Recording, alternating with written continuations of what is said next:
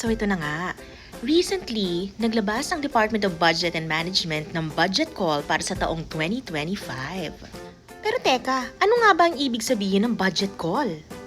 Explain natin para maintindihan nyo. Di gaya mo. Wala mang explain pero iniwan mo ko.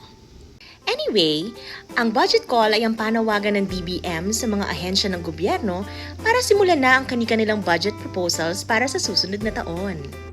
Sana all may natatanggap na proposals. Samantalang yung friend ko, 11 years na sila pero nag-break din. But going back, sa pamamagitan ng budget call, na ilalatag ng gobyerno ang economic targets at priority programs nito para pagandahin ang pamumuhay ng bawat Pilipino. Ayan, klarong-klaro ha. Di gaya ng utak ng friend mo.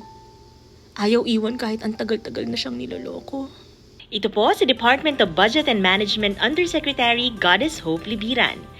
Para sa mga budget-related news and information, i-follow nyo lamang po ang Usapang Budget natin Facebook, YouTube, TikTok, and Instagram accounts. Bye!